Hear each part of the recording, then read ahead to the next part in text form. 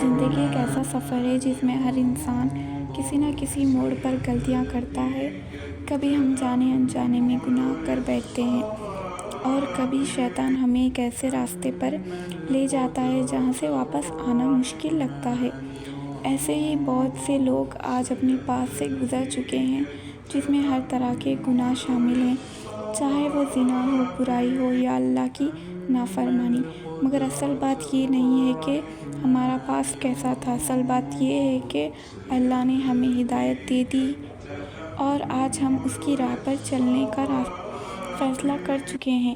لیکن جب ایک انسان اپنی غلطیوں کو چھوڑ کر اللہ کی راہ پر چلنے لگتا ہے تو سب سے پہلی رکاوٹ لوگ بن جاتے ہیں۔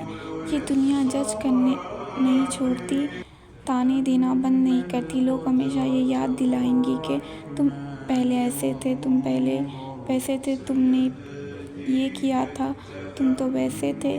لیکن سوال یہ ہے کہ کیا لوگوں کا کہنا اللہ کی مغفرت سے بڑا ہے؟ نہیں۔ اللہ تعالیٰ نے قرآن میں فرمایا، اے میرے بندو، جن لوگوں نے اپنی جانوں پر ظلم کر لیا ہے، گناہ کیا ہے، اللہ کی رحمت سے مایوس نہ ہو۔ بے شک اللہ تمام گناہوں کو معاف کر دیتا ہے، وہ بہت بخشنے والا نہایت مہربان ہے۔ اگر اللہ خود کہہ رہا ہے کہ اس کی رحمت ہر گناہ سے بڑی ہے تو انسان کا کہنا تمہارے لیے کیوں امپورٹنٹ ہے؟ جب اللہ ایک انسان کی توبہ قبول کر لیتا ہے، جب اللہ ایک انسان کو معاف کر دیتا ہے تو اس کا پاس کسی بھی طرح اس کی نئی زندگی کو ڈیفائن نہیں کر سکتا۔ لوگ صرف دوش دینا جانتے ہیں مگر اللہ جج نہیں کرتا، اللہ صرف معاف کرتا ہے۔ حضرت عمر رضی اللہ تعالیٰ عنہ کا پاسٹ بھی سب کے سامنے ہے۔ اسلام کے سب سے بڑے دشمن تھے، مگر جب اللہ نے ان کے دل کو روشن کیا تو وہی عمر رضی اللہ تعالیٰ عنہ اسلام کے سب سے عظیم سپاہی بن گئے۔ اگر لوگوں کی باتیں سن کر وہ رک جاتے تو کیا آج ان کا نام اتنی عزت سے لیا جاتا؟ بالکل نہیں۔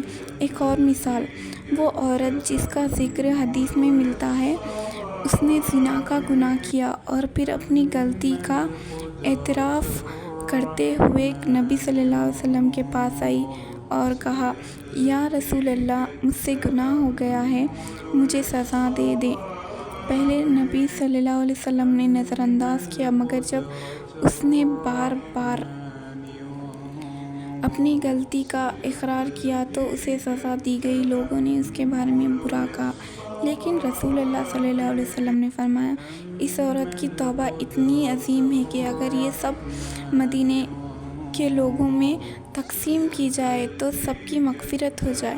اس حدیث سے ایک عظیم بات سمجھ آتی ہے، اگر ایک گناہ گار بھی اللہ کی طرف لوٹ آتا ہے تو وہ صرف معاف نہیں کرتا بلکہ اللہ اس کی توبہ کو اتنا قبول کرتا ہے کہ اس کا مقام بھی بدل جاتا ہے۔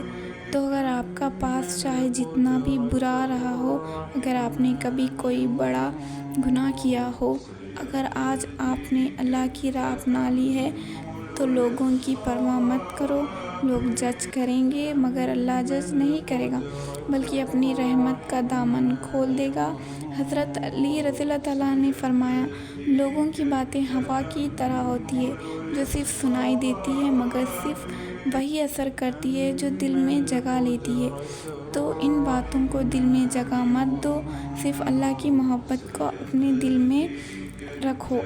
زندگی صرف اللہ کی رضا کے لیے جینی چاہیے، لوگوں کے طعنوں کے لیے نہیں۔ اگر اللہ نے آپ کو معاف کر دیا ہے تو لوگوں کی باتیں کوئی معنی نہیں رکھتی۔